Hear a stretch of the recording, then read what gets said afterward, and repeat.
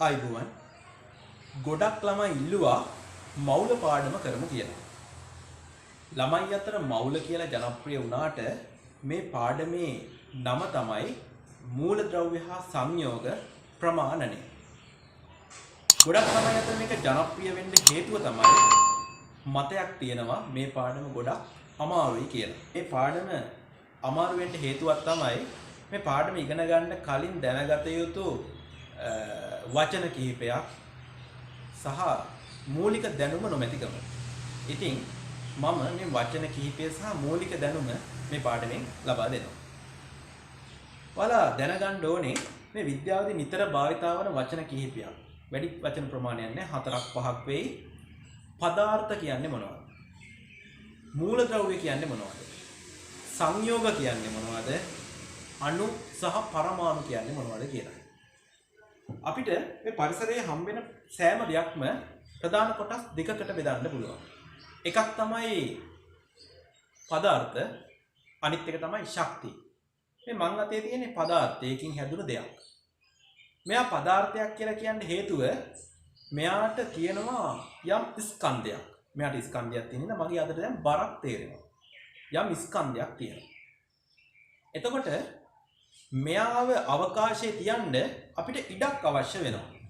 එහෙනම් පදාර්ථ කියලා කියන්නේ ස්කන්ධයක් සහිත අවකාශයේ ඉඩක් ගන්න දේවල් වලට.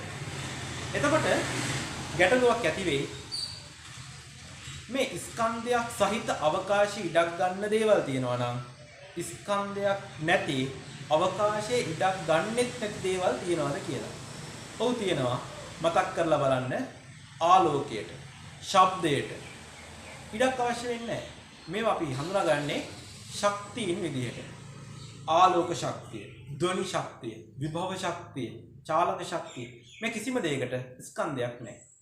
අවකාශයේ ඉඩක් ගන්නෙත් නැහැ. පරිසරයේ තියෙන ප්‍රධාන කොටස් දෙක තමයි පදාර්ථ සහ ශක්තිය. ඊට පස්සේ මම කියපු වචන පහෙන් එකක් හරි පදාර්ථය කියන එක. මම මේ බෝඩ් එකේ ඇඳලා තියෙනවා පදාර්ථ දෙකක්.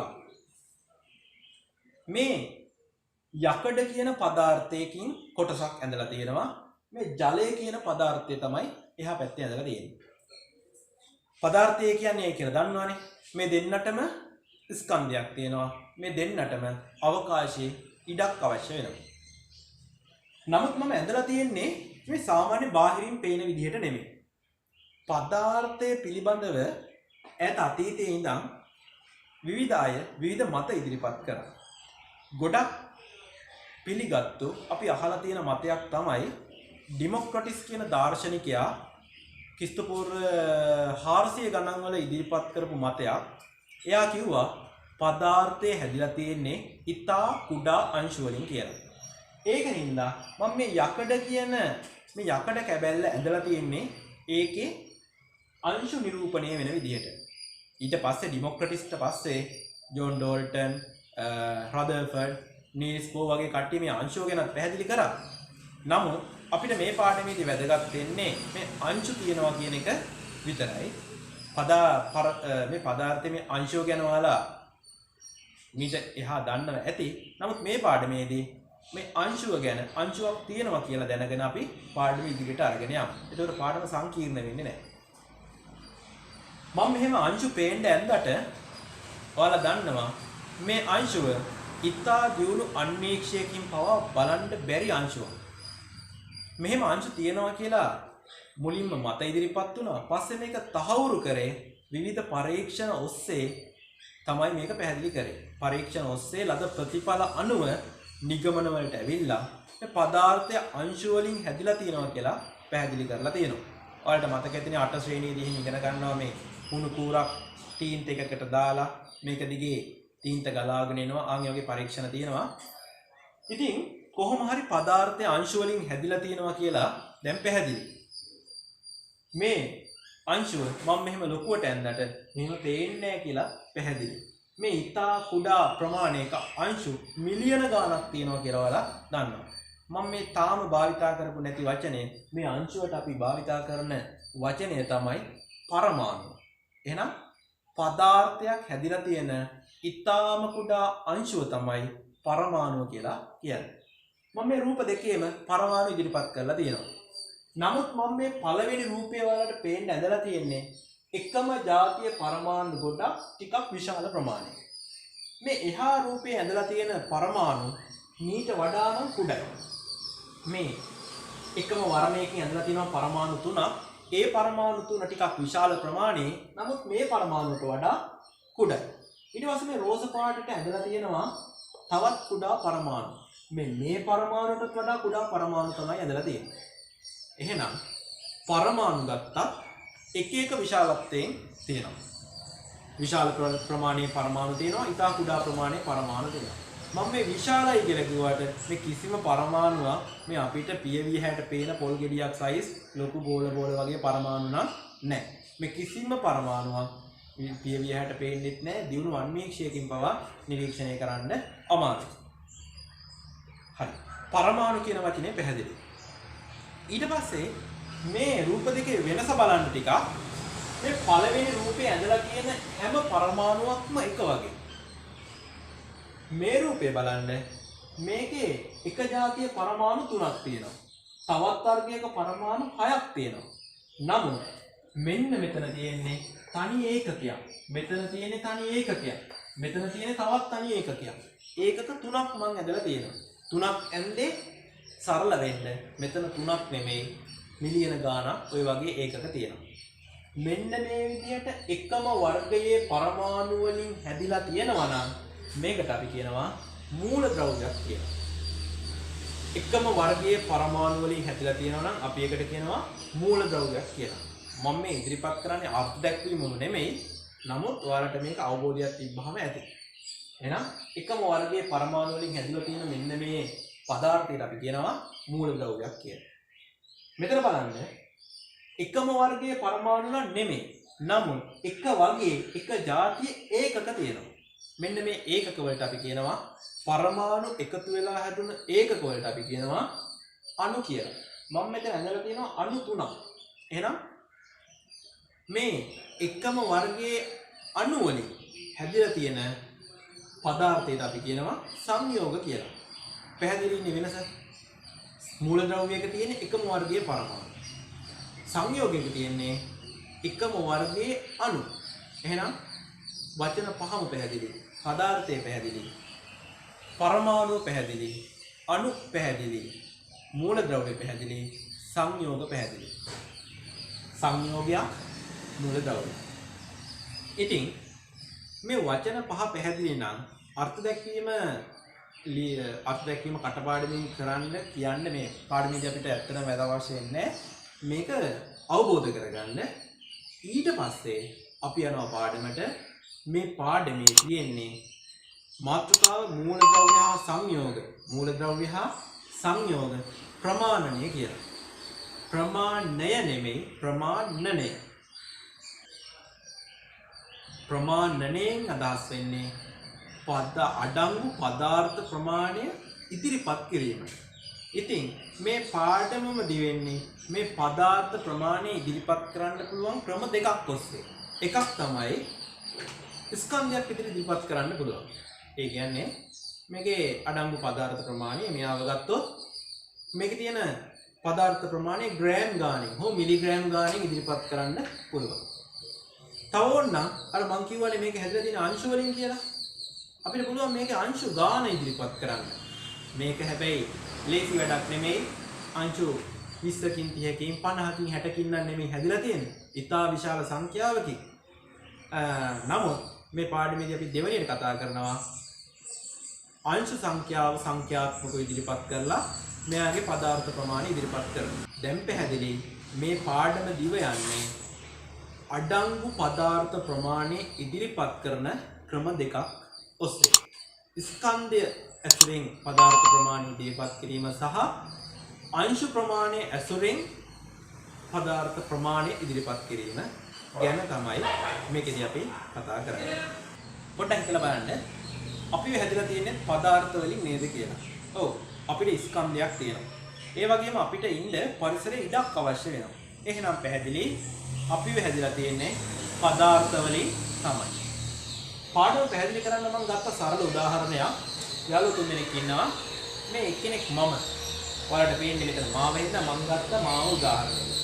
මම කියනවා මේ මට හම්බුණ යාළුවෝ දෙන්නෙක් කියලා. මම එක්කෙනෙක්ට නම දැම්මා අමල් කියලා. අනිත් එක්කෙනාට නම දැම්මා කමල් කියලා. හරි. මම කියනවා මට හම්බෙලා තියෙන ස්කන්ධයෙන් වැඩිම පුද්ගලයා තමයි කිලෝග්‍රෑම් 280ක් විතර වෙන කමල් කියලා එක්කෙනෙක් කියලා. මට හම්බෙලා තියෙන ස්කන්ධයෙන් වැඩිම පුද්ගලයාගේ නම කමල්. එයාගේ ස්කන්ධය කිලෝග්‍රෑම් 280යි. නමුත් මම එහෙම කිව්වට ඔයාලට ටික වැඩි ගාණක් නැහැ. මොකද මම මෙහෙම ඒකකයක් විදිහට ඉදිරිපත් කරපුවාම මේක ඔයාලට වැඩි දැනෙන්නේ නැහැ. ස්කන්ධය ගැන අවබෝධයක් තිබ්බත් ඔයාලට මේක වැඩි හිතට වදින්නේ නැහැ, දැනෙන්නේ නැහැ. හැබැයි මම මෙහෙම කිව්වොත් දැන් ඔයාලට මාව පේනවා මගේ ප්‍රමාණය ගැන අවබෝධයක් ගන්න පුළුවන්. මම කියනවා මට හම්බෙලා තියෙන මෙච්චර කාලයකට හම්බෙලා තියෙන ස්කන්ධයේ වැඩිම පුද්ගලයා මං වගේ 4 ගුණයක් විතර ස්කන්ධයක් තියෙන පුද්ගලයෙක් කියලා කියනවා. එහෙම කිව්වහම ඔයාලට දැන් අවබෝධයක් තියෙනවා. දැන් මගේ ස්කන්ධය ගැන දැක්කහම යම් අවබෝධයක් තියෙනවා නම් ඒ වගේ 4 ගුණයක් තිබ්බාම බුදුවම්මෝ කොච්චරක්ද කියලා වගේ හිතෙනවා. එහෙනම් කොහොමද අපි මගේ 4 ගුණයක් කියලා කිව්වේ? මේ මමනේ. මගේ ස්කන්ධය කිලෝග්‍රෑම් 40යි. මම දැකලා තියෙන ලොකුම පුද්ගලයා කිලෝග්‍රෑම් 280යි. මම කරේ උත්තරේ ගත්තේ 4 ගුණයක් කියලා. මේ උත්තරේ ගන්න මම හිතින් හැදුවට මම හිතින් කරේ මේ කිලෝග්‍රෑම් 280 මගේ ස්කන්ධයෙන් බෙදුවා. එතකොට මේ කිලෝග්‍රෑම්ට කිලෝග්‍රෑම් කැපිලා ගිහිල්ලා 70/1 උත්තරේ නම 4 ගුණයක් කියලා. එතකොට මම මේ ඉදිරිපත් කරේ මට සාපේක්ෂව කමල්ගේ ස්කන්ධය. මට සාපේක්ෂව කමල්ගේ ස්කන්ධය. එහෙනම් මම මේ වගන්තියක් ලියනවා. මට සාපේක්ෂව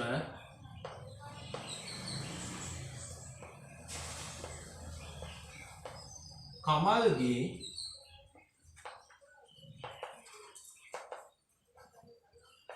ස්කන්ධය කියලා වගන්තියක් ලියනවා. එහෙනම් මට සාපේක්ෂව කමල්ගේ ස්කන්ධය මම හෙව්වේ කමල්ගේ ස්කන්ධය මගේ ස්කන්ධයෙන් බෙදුවා උත්තරය ආවා 4 ගුණයක් කියලා. මට ඕනනම් පුළුවන් මට සාපේක්ෂව අමල්ගේ ස්කන්ධය හොයන්න. මොකද කරන්න ඕනේ? අමල්ගේ ස්කන්ධය ඉර උඩට දැම්මා, ඉර යට දානවා මගේ ස්කන්ධය. උත්තරේ එනවා 2 ගුණයක් කියලා.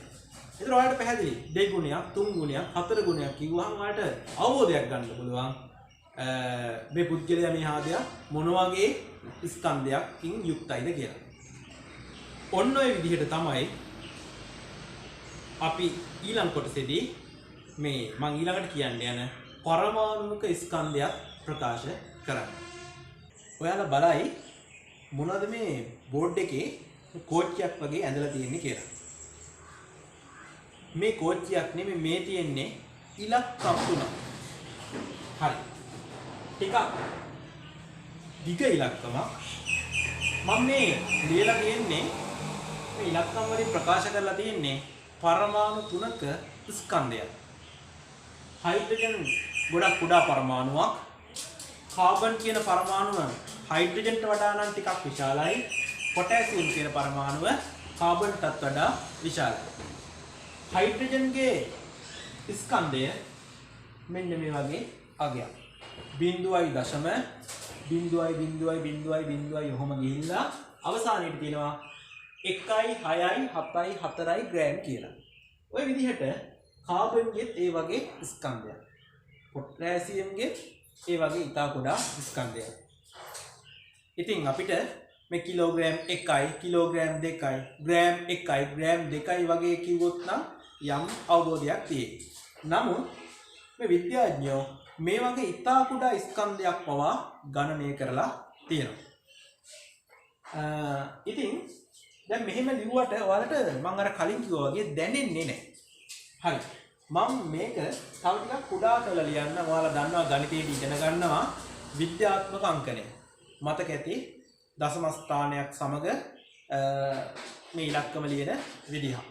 ඉතින් මම මේ පළවෙනි එක විද්‍යාත්මක අංකණයෙන් ලියලා පෙන්නන්න. මතක් කරලා බලන්න මතකද කියලා.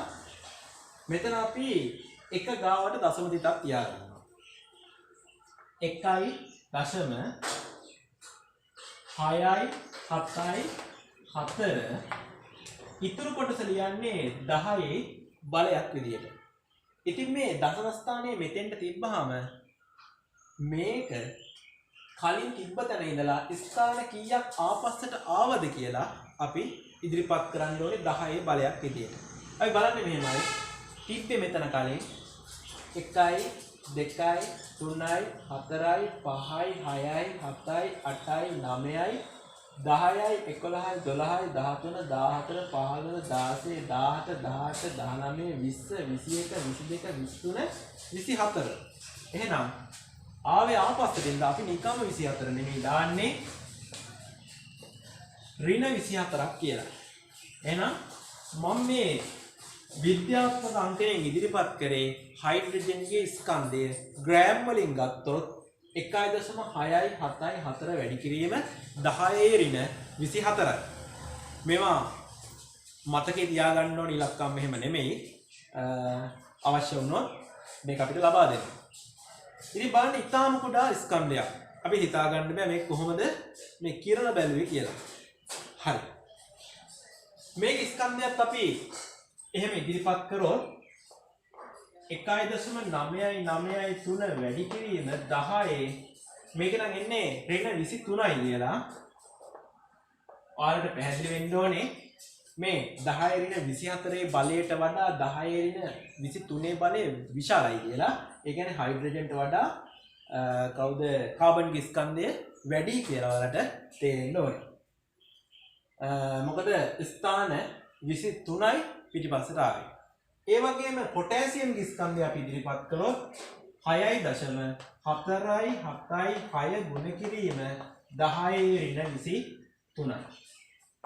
හයිඩ්‍රජන් තාවුටා සැහැල්ලු පරමාණුවක් කාබන් සහ පොටෑසියම් ඊට සාපේක්ෂව ස්කන්ධයෙන් වැඩි. මම ඉස්සෙල්ලාම මෙයාගේ ස්කන්ධය දිග ඉලක්කමක් විදියට ඉදිරිපත් කරා. ලියන්න ටිකක් වෙලා ගියා. ඒකයි මම ලියාගෙනම කතා කරේ. ඊට පස්සේ මම විද්‍යාත්මක අංකයෙන් ඉදිරිපත් කරා. මේ ක්‍රම දෙකෙන් කොහොම ඉදිරිපත් කරත් මම දන්නවා ඔයාලට මේක තාම දැනෙලා නැහැ. ස්කන්ධේ මොන වගේද කියලා දැනුමක් නැහැ. හයිඩ්‍රජන් වගේ මෙයා කී ගුණයක්ද කියලා ඒ දැනෙන්නේ නැහැ.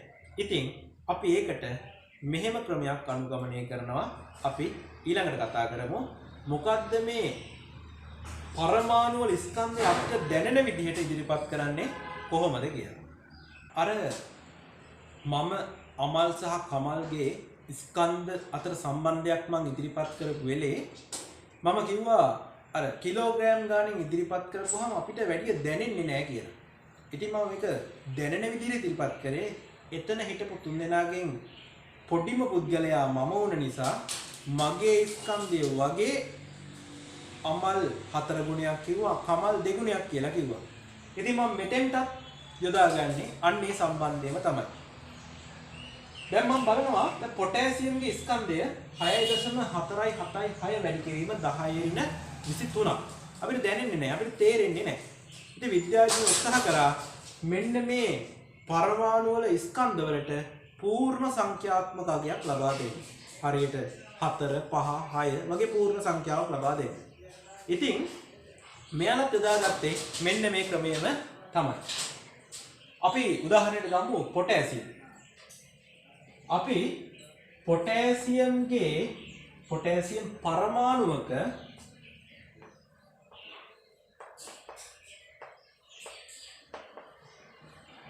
ස්කන්ධය දානවා ඉර උඩට. එතකොට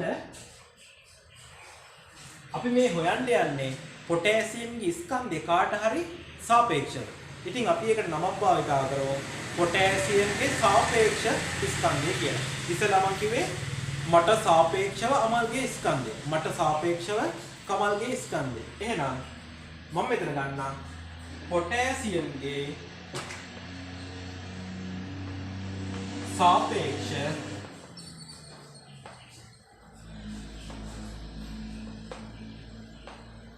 ස්කන්ධය කියලා. මම ඉස්සෙල්ලා අර කාට සාපේක්ෂවද? ඉස්සෙල්ලා උදාහරණ දෙන්න මට සාපේක්ෂ. මම මෙතනදී පොටෑසියම්ගේ සාපේක්ෂ ස්කන්ධය කියලා දැම්මට කාට සාපේක්ෂවද කියලා දැම්මේ නැහැ. මොකද තාම අපි දන්නේ නැහැ මේ ඉර යටට දාන්නේ කාගේ ස්කන්ධයද කියලා. විවිධ අවස්ථාවලදී විවිධ අයගේ ස්කන්ධය පල්ලෙහාට දැම්මා. නමුත් දැන් අපි භාවිතා කරන ක්‍රමයේදී යොදාගන්නේ කාබන් පරමාණුවේ අපි හිතමු මේ කාබන් පරමාණුව කියන්නේ මෙන්න මේ විදිහේ ගෝලාකාර ඒක් ගිලියක් වගේ වස්තුවක් කියලා මොහොතකට හිතමුකෝ. මෙන්න මේ වස්තුව මෙන්න මේ පරමාණුව අපි බෙදනවා ප්‍රධාන කොටස් 12කට. මම අනිත් දින චුට්ටක් වෙනස් වෙයි.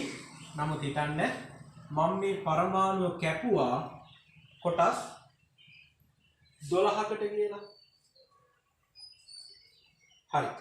එහෙනම් පරමාණුවක් කපන්න බෑ.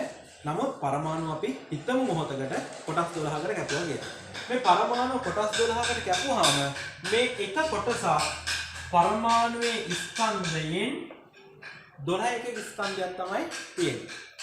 ඉතින් යටට අපි දාන්නේ මෙන්න මේ කොටසට ස්කන්ධය. මෙන්න මේ කොටසට ස්කන්ධය. ඉතින් මම මේ රූපයෙන් අන්දට ඔයාලට දැන් මේක වචනෙන් කියන්න පුළුවන්. අපි ඉර යටට දාලා තියෙන්නේ කාබන් පරමාණුවක ස්කන්ධයෙන් 12න් එකක් කියලා. හැබැයි මතක තියාගන්න කාබන් මූලද්‍රව්‍යයේ නියදියක් ගත්තොත් මේකේ තියෙන එකම જાතිය කාබන් පරමාණු නෙමෙයි. පොඩි පොඩි වෙනස්කම් තියෙන පරමාණු තියෙනවා. අපි ඒවට කියනවා සමස්ථානික කියලා. එතකොට කාබන්ගේ සමස්ථානික තුනක් තියෙනවා. කාබන් 6 12, කාබන් 6 13, කාබන් 6 14 කියලා සමස්ථානික තුනක් තියෙනවා. නමුත් 98ක් විතරම කාබන් වල තියෙන්නේ මේ 6 12 සමස්ථානිකය. 100ට එකක් විතර වගේ කාබන් 6 13 තියෙනවා. ඉතාම දශම ගානකින් ප්‍රතිශතයක් 6 14 සමස්ථානිකයේ තියෙනවා. අපි මෙතෙන්ට තෝරගන්නේ කාබන් 6 12 සමස්ථානිකයේ පරමාණු. එහෙනම් කාගේ හරි පරමාණුවක සාපේක්ෂ ස්කන්ධය ප්‍රකාශ කරද්දී අපි ඉදිරිපත් කරන්නේ කාබන් 612 සමස්ථානිකයේ පරමාණුවක ස්කන්ධය 12ට බෙදලා මේ 12න් එකක ස්කන්ධයට සාපේක්ෂව ඒ අදාළ පරමාණුවේ ස්කන්ධය. එතකොට අපි මේකෙදි නම් මේ මම ගත්ත උදාහරණෙදි නම් පොටෑසියම්ගේ සාපේක්ෂ මෙතන තව වචනයක් තියෙනවා පරමාණුක ස්කන්ධය කියලා කියනවා. එහෙනම් සාපේක්ෂ පරමාණුක ස්කන්ධය මෙන්න මේ විදිහට අර්ථ දක්වන්න පුළුවන්. මූලද්‍රව්‍ය පරමාණුක ස්කන්ධය කාබන් 612 සමස්ථානිකයේ පරමාණුක ස්කන්ධයෙන් 12න් එකමෙන් කී වාරයක්ද යන්න ප්‍රකාශ කරන විට ලැබෙන අගය එම මූලද්‍රව්‍යයේ සාපේක්ෂ පරමාණුක ස්කන්ධය ලෙස අපි නම් කරනවා. ඉතින් මේ අර්ථ දැක්වීම මේ විදිහටම අපිට කටපාඩම් කරන්න අවශ්‍ය නැහැ. මේක මතක තියාගත්තා නම් අපිට කියන්න පුළුවන්. යම් මූලද්‍රව්‍ය පරමාණුවක සාපේක්ෂ පරමාණුක ස්කන්ධය කියලා කියන්නේ අදාළ මූලද්‍රව්‍යයේ පරමාණුක ස්කන්ධය අර කාබන් 612න් 12න් එකක ස්කන්ධයෙන් බෙදුවාම ලැබෙන අගය. අපි පොඩි ගැටලුවක් විසඳලා බලමු මේක තවදුරටත් පැහැදිලි කරගන්න. ඔයාලට මම තිරේ අර අර්ථ දැක්වීමට සමාන ප්‍රකාශනය දානවා. මූලද්‍රව්‍යයක සාපේක්ෂ පරමාණුක ස්කන්ධය සමානයි අදාළ මූලද්‍රව්‍යයේ පරමාණුක ස්කන්ධය බෙදීම කාබන් 612 සමස්ථානිකයේ පරමාණුක ස්කන්ධයෙන් කියන්නේ අපි වැඩි කිරීම කියලා ගන්න පුළුවන්. ස්කන්ධයෙන් 12න් එක. ඔයාලට දැන් ප්‍රකාශනය මතකයිනේ. ඉතින් අපි මේ ප්‍රකාශනයේ භාවිතා කරලා මෙයාගේ සාපේක්ෂ පරමාණුක ස්කන්ධය හොයමු. මම ප්‍රකාශනයේ ඉදිරියේ දාන්නම්. ඒකට අපි අගයන් ආදේශ කරමු. අපිට හොයන්න වෙන්නේ පොටෑසියම්ගේ සාපේක්ෂ පරමාණුක ස්කන්ධය. ඉතින් ඉර උඩට අපි දාන්නේ පොටෑසියම් පරමාණුක ස්කන්ධය. මෙතන දීලා තියෙනවා 6.4යි 6 ගුණ කිරීම 10⁻23යි ග්‍රෑම් කියලා. මෙතන කාබන් 612 සමස්ථානිකයේ පරමාණුවක් තමයි මේ දීලා තියෙන්නේ. එහෙනම් යටට දානවා 1.993 ගුණ කිරීම 10⁻23යි ග්‍රෑම්. නමුත් මේ සංඛ්‍යාවෙන් නෙමෙයි අපි බෙදන්නේ. මේ සංඛ්‍යාව 12ට බෙදලා ලැබෙන අගය. ඉතින් මේ විද්‍යාව ප්‍රශ්න පත්‍රයක ඔයාලව සුළු කිරීමකින් අමාරුවේ දාන්නේ නැහැ කීයටවත්. එතකොට මේ වගේ සුළු කිරීමක් අපි විභාගයේදී බලාපොරොත්තු වෙන්න අවශ්‍ය නැහැ. නමුත් මේ දැනුමෙන් මේ ප්‍රකාශනයේ සම්බන්ධ දැනුම අපිට තියෙන්න ඕනේ. ඉතින් මේ වගේ අගයක් සුළු කරන්නම් අපිට ලඝු ගණක වගුවක් අවශ්‍ය වෙනවා. එහෙම නැත්නම් ගණක යන්ත්‍රයක් කැල්කියුලේටරයක් ඕන වෙනවා. ඉතින් ඒකෙන්ද මම මේක සුළු කරගත්ත කලින් මෙතන උඩාගේ එහෙම්මම තියෙනවා 6.4යි 6 ගුණ කිරීම 10⁻23යි ග්‍රෑම්. මම මේ 1.993 වැඩි කිරීම 10⁻23 12න් බෙදන්න අවශ්‍යයි. ඒතර ඔයාලා ගැටලුවක් ඇති කරගන්න එපා. මේ 10⁻23 බලය බෙදන්න අවශ්‍ය නැහැ. 1.993 12න් බෙදුවාම හරි. 1.993 12න් බෙදුවාම එන අගය තමයි මම මෙතන දාගෙන තියෙනවා 0.166 වැඩි කිරීම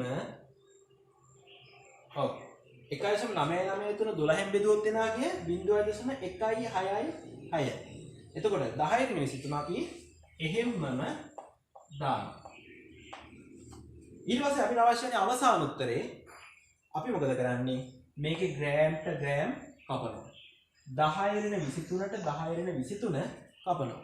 ලඝු ගණක වගු භාවිතයෙන් අපි මේකෙන් බෙදනවා. බෙදුවාම අපිට එන පිළිතුර තමයි 39 කියලා පිළිතුරක්. මම කලින් මේක සුළු කරගත්තා. 39 කියලා පිළිතුරක් එනවා. එතකොට මේකට ඒකකයක් නැහැ. එහෙනම් බලන්න ග්‍රෑම්ට ග්‍රෑම් කැපුණ නිසා ඒකකයක් නැහැ. අපි මතක තියාගන්න ඕනේ සාපේක්ෂ පරමාණුක ස්කන්ධය සඳහා ඒකක නැහැ කියලා. මේ ආපු 39 කියන පිළිතුර දැන් පූර්ණ සංඛ්‍යාව. මම මේක තවත් පැහැදිලි කරොත් මේ 39 කියන ඉලක්කමේ තේරුම තව පැහැදිලි කරොත් අපිට මෙහෙම කියන්න පුළුවන්. අපි හිතමු තරාදියක් අරගෙන මේ තරාදියේ එක තැටියකට දානවා පොටෑසියම් පරමාණු. දාන්න බෑ. මොකද ඉතා කුඩා අංශුවක් මෙහෙම එක අංශුවක් වෙන් කරගෙන එක පරමාණුවක් වෙන් කරගෙන තරාදියක කිරණ එක හීනයක්. නමුත් අපි හිතමු මොහොතකට එහෙම කරා කියලා. මෙහෙම තරාදිය මෙන්න මේ වගේ විදිහට බැලන්ස් වෙන්න නම් අපි එහා පැත්තට දාන්න ඕනේ මෙන්න මේ වගේ මම මේ විදිහට සංකේතය යන්දාම දැන් ඔයාලට මතකයි මම මේ මොකක්ද දැම්මේ අර කාබන් 612 සමස්ථානිකයේ පරමාණුවක් අරගෙන කොටස් 12කට බෙදලා මේ එක කොටසක් තමයි දැම්මේ. එක කොටසක් දැම්මට මෙහෙම බැලන්ස් කරගන්න බැහැ. අපි මේ පොටෑසියම් පරමාණු බැලන්ස් කරලා තියාගන්න නම් මේ જાතියේ කොටස් දාන්න ඕනේ 39. ඒක තමයි මේ සාපේක්ෂ පරමාණුක ස්කන්ධය 39යි කියන එකේ තේරුම. එහෙනම් මේ තරාදිය බැලන්ස් කරන්න නම් එක පැත්තකට පොටෑසියම් පරමාණුවක් දාලා අනිත් පැත්තට දාන්න ඕනේ කාබන් 612 සමස්ථානිකයේ පරමාණුක ස්කන්ධයෙන් 12න් එකේ කොටස් 39ක්. හරිද? ඉතින් මෙන්න මෙයාට අපි තව නමක් භාවිතා කරනවා. හොඳට මතක තියාගන්න. ඒ තමයි පරමාණුක ස්කන්ධ ඒකකය. මෙයාට තව නමක් භාවිතා කරනවා පරමාණුක ස්කන්ධ ඒකකය කියලාත් අපි භාවිතා කරනවා. එහෙනම් සාපේක්ෂ පරමාණුක ස්කන්ධය හොයද්දී අපිට මෙහෙමත් ප්‍රකාශනය වෙනස් කරලා ලියන්න පුළුවන්. පරමාණුක සාපේක්ෂ පරමාණුක ස්කන්ධය සමානයි අදාළ පරමාණු ස්කන්ධය ඉර උඩට දානවා ඉර යට දානවා පරමාණුක ස්කන්ධ ඒකකය කියලා අපි යට දානවා. එහෙම හරි. ඉතින් හැමදාම මේක ගණනය කරන්න අපහසුයිනේ. දශම සංඛ්‍යා තියෙන ඍණ 10 ගුණාකාර තියෙන ගැට සුළු කිරීම තමයි තියෙන්නේ. ඉතින් මේක හැමදාම කාට හරි සාපේක්ෂව පරමාණු ස්කන්ධය ගණනය කිරීම අපහසුයි. ඒකින්ද අපිට දීලා තියෙනවා මේ එක් ගුණද්‍රව්‍යයේ සාපේක්ෂ පරමාණු ස්කන්ධ ගණනය කරලා අපිට වගුවක් ලබා දීලා තියෙනවා. ඔයාලගේ අච්චු පොතේ 123 වෙනි පිටුවේ මම මේ කියන්නේ 10 ශ්‍රේණිය පළවෙනි කොටසේ 123 වෙනි පිටුවේ තියෙනවා මෙන්න මේ වගුව. හයිඩ්‍රජන් වල සාපේක්ෂ පරමාණු ස්කන්ධය 1යි. හීලියම් වල 4යි. ලිතියම් වල 7යි. ඔය විදිහට පළවෙනි මූලද්‍රව්‍ය 20 සඳහා සාපේක්ෂ පරමාණුක ස්කන්ධයන් අපිට දීලා තියෙනවා. කැල්සියම් වල 40යි. පොටෑසියම් වල අපි ඉස්සෙල්ලා කිව්වා වගේ 39යි. එහෙනම් දශම සංඛ්‍යාවක් තියෙන එකම එකක් හම් වෙනවා. ඒ තමයි ක්ලෝරින් 35.5යි. ඔයාලට මතකයි මේ එක අගයකටවත් ඒකකයක් නැහැ. ඔක්කොම ඒකක රහිත අගයන් තමයි මේ තියෙන්නේ. ඉතින් මේවා කටපාඩම් කිරීම අවශ්‍ය වෙන්නේ නැහැ. ඔයාලට අවශ්‍ය වුණොත් පේපර් එකේ මේ අගයන් ලබා දෙනවා. නමුත් ටික දවසක් යද්දී ඔයාලට මේක පාඩම් හිටිනම බොහෝ දේවල් කලාතුරකින් එකක් දෙකක් තමයි මතකෙ හිටින්නේ නැත්තේ. නිතරම හම්බෙන සාපේක්ෂ පරමාණු ස්කන්ධයන් ඔයාලට මතක හිටිනවා. මම කියවනේ ඔයාලව සුළු කිරීම වලින් අමාරුවේ දාන්නේ නැහැ කියලා. නමුත් මෙන්න මේ වගේ ගානක් නම් එන්න පුළුවන්. මේ ගැටලු ඔයාලත් ලියාගෙන විසඳන්න බලන්න. මම විසඳන්න කලින් ඒ නම් මූලද්‍රව්‍ය පරමාණුක ස්කන්ධය කාබන් 612 සමස්ථානිකයේ පරමාණුක ස්කන්ධය මෙන් 8 ගුණයකි. ඒහි සාපේක්ෂ පරමාණුක ස්කන්ධය සොයන්න. ඉතින් අපි සම්බන්ධය දැන් දන්නවනේ. සාපේක්ෂ පරමාණුක ස්කන්ධය සමානයි දැන් මෙතන ඉඳන් අදාළ වෙන්නේ ඒ පරමාණුවේ ස්කන්ධය බෙදනවා කාබන් 612 පරමාණු ස්කන්ධයෙන් 12න් එකකින්. හරි. අපි දැන් ප්‍රකාශනය ගන්න හින්දා අගයන් ආදේශ කරමු. අපි ලියන්න වෙන්නේ ඒහි සාපේක්ෂ පරමාණුක ස්කන්ධය. ගැටලුවේ තිබ්බේ ඔය A කියන මූලද්‍රව්‍ය පරමාණුවේ ස්කන්ධය කාබන් 612 සමස්ථානිකයේ ස්කන්ධය මෙන් 8 ගුණයක් කියලා. ඉතින් මේකේ කිසිම ඉලක්කමක් අපිට දීලා නැති නිසා අපි මේක වීජීය ප්‍රකාශනයක් විදිහට සුළු කරමු. අපි මේ ගණිතයේදී වීජීය ප්‍රකාශන හදාගද්දී අපි එක්තරා ඒකකයකට සාපේක්ෂව තමයි ගොඩනගන්නේ. ඉතින් මම මෙතන කාබන් 612 පරමාණුවේ ස්කන්ධය වීජීය පදයක් විදිහට සලකනවා. x මේ තමයි කාබන් 612 පරමාණුවේ ස්කන්ධය. එතකොට මම මේක 12න් ගුණ කරලා තමයි ඉර යටට දාන්නේ. කාබන් 612 පරමාණුවේ ස්කන්ධය x නම් ඉර යට දාන්නනේ ඒක 12කින් ගුණ කරලා. ඒ කියන්නේ 12න් බෙදනවා කියන එක. ගාණය අපිට දීලා තියෙනවා ඔය A කියන පරමාණු ස්කන්ධය මෙයා වගේ 8 ගුණයක් කියලා. එහෙනම් මම උඩට දාන්න ඕනේ 8x කියලා. දැන් ඉර උඩ තියෙනවා 8x. ඉර යට කියලා කියන්නේ බෙදීම කියන එකනේ. x එකෙන් ගුණ කරපුවාම x එහෙනම් බෙදීම x බෙදීම 12. මම මේකම මේ බෙදීමේ ලකුණක් දාලා ලියුවා. ඔයාලා දන්නවා ගණිතයේදී මේ බෙදීම තියෙද්දී ඊළඟට කරන්නේ මේක ගුණ කිරීමක් බවට වෙනස් කරලා මේකේ පරස්පරය උඩ යට මාරු කරලා දානවා. එහෙනම් මේ ඉර උඩට 12 ඉර යටට x කියලා එනවා. දැන් පුළුවන් මේ x x කපන්න උත්තරේ එනවා 12 වරක් 8 96යි කියලා. එහෙනම් මොකද්ද මෙයාගේ මූලද්‍රව්‍ය මොකක්ද කියලා අපිට මුලින්ම කිව්වේ නැහැ. A කියලා මූලද්‍රව්‍යයක්. නොදන්නා මූලද්‍රව්‍යයක්. එයාගේ ස්කන්ධය අර කාබන් 612 ස්කන්ධයට වගේ 8 ගුණයක් කියලා කිව්වා. ඉතින් අපිට අවසාන උත්තරයක් ආවා 96යි කියලා. මේකේ තේරුම ආයෙ පාරක් කිව්වොත් මෙන්න මෙයා වගේ 96 ගුණයක්. මෙයා කවුද කියලා දන්නවා? කාබන් 612 සමස්ථානිකයෙන් 12න් එක කොටසක් නෙමෙයි. ඒ වගේ 96ක් තමයි මේ අපි දන්නේ නැති A කියන මූලධර්මය. සාපේක්ෂ පරමාණු ස්කන්ධය කතා කරලා ආදේශ කිරීම දෙකකුත් කරානේ. එහෙනම් දැන් සාපේක්ෂ පරමාණු ස්කන්ධය පැහැදිලි. මම ආයෙ පාරක් තරාදිය අරගෙන මේ තරාදිය එක පැත්තකට දානවා ජල අණුවක්. මේ තියෙන ඔක්සිජන් පරමාණුවක් හයිඩ්‍රජන් පරමාණු දෙකක් සමග බැඳිලා හදන ජල අණුව අපි H2O කියලා ලියනවා. මේ පැත්තට දැම්මා අපි පුරුදු සංකේතයක්. ඔයාලා දන්නවා මේ කවුද කියලා? මේ තමයි කාබන් 612 පරමාණුවේ 12ට කපලා මේකෙන් 12 එක කොටසක්. එහෙනම් අපිට මේක පැහැදිලි කරන්න පුළුවන් කාබන් 612 සමස්ථානිකයේ පරමාණුක ස්කන්ධයෙන් 12 එකක් කියලා. හැබැයි මෙහෙම දැම්මම මේ තරාදිය බැලන්ස් වෙන්නේ නැහැ කියනවා. මේක බැලන්ස් වෙන්න නම් මේ පැත්තේ ජල අණු ඉඳි මේ පැත්තට දාන්න ඕනේ මේ જાතිය ඒකක 18ක්. එහෙනම් මොකද්ද මේකේ තේරුම? මෙන්න මේ ඒකකයේ වගේ 18 ගුණයක් තමයි ජල අණුවේ ස්කන්ධය. ඉතින්ලා නම් අපි කිව්වා මේ පැත්තේ ඉන්න පරමාණුවේ සාපේක්ෂ පරමාණුක ස්කන්ධය 18යි වගේ අගයක් කිව්වා. දැන් අපිට සාපේක්ෂ පරමාණුක ස්කන්ධය කියලා කියන්න බෑනේ. අපි දැන් කියමු මේ පැත්තේ ඉන්න අණුවක් සාපේක්ෂ අණුක ස්කන්ධය කියලා කියමු. එහෙනම් සාපේක්ෂ පරමාණුක ස්කන්ධය ගණනය කරපු විදිහටම තමයි සාපේක්ෂ අණුක ස්කන්ධය ගණනය කරන්නේ. මෙන්න මේ පහළ තියෙන විදිහට සාපේක්ෂ අණුක ස්කන්ධය සමානයි අදාළ අණුවේ ස්කන්ධයේ බෙදීම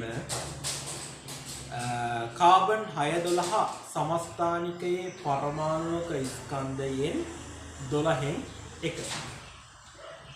එතකොට දැන් මේ විදිහට අපිට ගැටලු විසඳීමෙන් සාපේක්ෂ අණුක ස්කන්ධය හොයන්න අවශ්‍ය වෙන්නේ නැහැ. මම ඉස්සෙල්ලා කියපු විදිහට පෙළ පොතේ 123 පිටුවේ තියෙනවා එක් මූලද්‍රව්‍යයේ සාපේක්ෂ පරමාණුක ස්කන්ධයන් දීලා තියෙනවා. ඉතින් මේ ටික මතක තියාගන්න අවශ්‍ය නැහැ. ඕනනම් පොත බලන්න පුළුවන්. එහෙම නැත්නම් විභාගෙදී නම් අපිට මේ වරහන් ඇතුලේ මේ අගයන් ටික දෙනවා. ඔය අගයන් නැසුරෙන් මම අණු කිහිපයක සාපේක්ෂ අණුක ස්කන්ධය ලියලා පෙන්නන්න. උදාහරණයක් විදිහට සරලම අණුවකින් පටන් ගමු. H2 මේ කියන්නේ හයිඩ්‍රජන් වායු අණුව. අපි දන්නවා හයිඩ්‍රජන් වායු අණුව ඇතුලේ තියෙන්නේ හයිඩ්‍රජන් පරමාණු දෙකක්. හයිඩ්‍රජන්ගේ සාපේක්ෂ පරමාණුක ස්කන්ධයේ වගුව දිහා බැලුවොත් ඔයාලට පේනවා එකයි කියලා. එහෙනම් මෙතන තියෙන්නේ එකේ ඒවා දෙකක්. හයිඩ්‍රජන් අණුවේ සාපේක්ෂ අණුක ස්කන්ධය දෙකයි. තව උදාහරණයක් සරල එකක් ගමු. ක්ලෝරින්. ක්ලෝරින් වල සාපේක්ෂ අණුක ස්කන්ධය හොයන්න වගුව දිහා බලන්න. ක්ලෝරින් වල සාපේක්ෂ පරමාණුක ස්කන්ධය Cl පරමාණුක ස්කන්ධය 35.5යි කියලා පේනවා. එහෙනම් මේ වගේ පරමාණු දෙකක් අණු ඇතුලේ ඉන්න හින්දා අපි මේක දෙකෙන් වැඩි කරනවා 35යි 70යි 71ක් වෙනවා. ඊට පස්සේ තව අණුවක් ගමු අපි CH4 මෙතේන් එහෙම නැත්නම් මීතේන් කියලා කියමුකෝ අපි දැනට.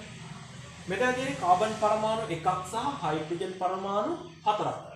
කාබන් වල සාපේක්ෂ පරමාණු ස්කන්ධය වගුවෙන් බලන්න 12යි.